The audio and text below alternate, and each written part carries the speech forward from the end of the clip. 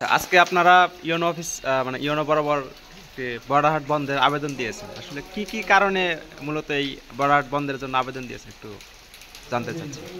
আলহামদুলিল্লাহ রাব্বিল আলামিন, আসসালাতু ওয়াসসালামু আলা সাইয়্যিদিল মুরসালিন ওয়া আলা আলিহি ওয়া সাহবিহি আজমাইন। উপস্থিত সংগ্রামী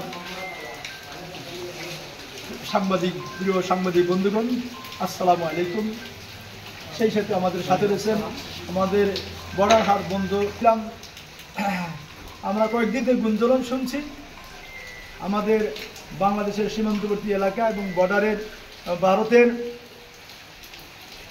সীমান্ত এলাকায় যে বর্ডার হাট অবস্থিত ইতিপূর্বে ছিল, সেই হাটটা আবারও চালু করার চেষ্টা করছে। আমরা এই হাট চালু হলে বাংলাদেশের স্বাধীনতা সার্বভৌমত্বের হুমকি মুখে পড়ে যাবে বলে মনে করছি। সেই সাথে এখান দিয়ে গাঁজা, ভাং, আফিং, মাদক দ্রব্য, ইয়াবা, ট্যাবলেট সহ নানা প্রকার অবৈধ মালামাল এখানে আসবে, যেটার দ্বারা আমাদের যুবশক্তি ধ্বংস হবে, অবক্ষয়ের অতল গহ্বরে চলে যাবে।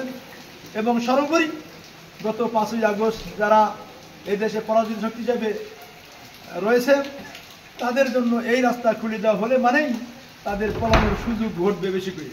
আমরা তাই তাদের সকলেই বিচারের মুখোমুখি করব, উপযুক্ত বিচারের মাধ্যমে তাদেরকে আমরা সাজা দিতে চাই।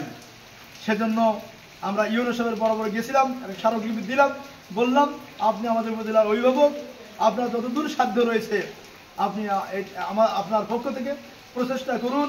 আমরা এই আবেদন শুধু আপনার বরাবর নয়, মন্ত্রণালয় পর্যন্ত, জেলা প্রশাসক পর্যন্ত, সকল জায়গায় আমরা এই আবেদন প্রেরণ করবো ইনশাল্লাহ, যাতে করে এই অপশক্তির হাত থেকে, স্বাধীনতা সার্বভৌমত্বের হুমকির মুখ থেকে আমরা রাজীবপুর জেলাবাসী সহ গোটা দেশ আমরা বাঁচতে পারি। এই নিমিত্তেই ইউনো সাহেবের কাছে গেছিলাম আমরা, এবং তিনি আমাদের এই যে আবেদনটা যে মনোযোগ সহকারে শুনেছেন এবং ওনার সর্বোচ্চ চেষ্টা করবেন আমাদেরকে সমৃদ্ধি জ্ঞাপন করেছেন।